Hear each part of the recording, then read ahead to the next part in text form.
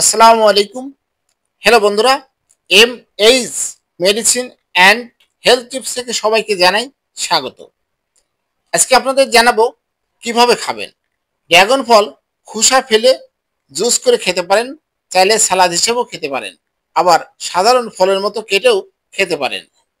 তাপে পুষ্টিগুণ নষ্ট হয়ে যায়, তাই রান্না করে না খাওয়াই ভালো। ড্রাগন ফল কেন খাবেন? ১.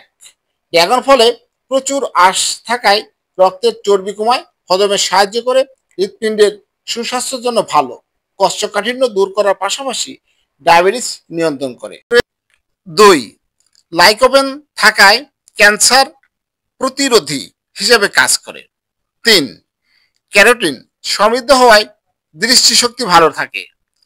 ৪. ড্রাগনের মধ্যে থাকা প্রোটিন শরীরের যাবতীয় বিপাকীয় কাজে সহায়তা করে। ৫. প্রচুর ক্যালসিয়াম থাকায় হাড় শক্ত ও দাঁত মজবুত রাখে, নারীদের জন্য বিশেষভাবে গুরুত্বপূর্ণ এই ফল। ৬. ড্রাগন ফলে থাকা পর্যাপ্ত ভিটামিন সি রোগ প্রতিরোধ ক্ষমতা বাড়ায়, ত্বকের সতেজ ভাব ফিরিয়ে আনে, বলিরেখা দূর করতে সাহায্য করে, চুলের স্বাস্থ্য ভালো রাখতেও বিশেষ ভূমিকা রাখে। ৭. এছাড়া বেশি আয়রন থাকায় রক্তে হিমোগ্লোবিনের পরিমাণ বাড়ায়, যা কিশোরী, অন্তঃসত্ত্বা, প্রসূতিদের জন্য প্রয়োজনীয়। ৮. এতে প্রচুর পরিমাণ প্রোটিন, ফাইবার ও জলীয় অংশ থাকায় ওজন কমায়।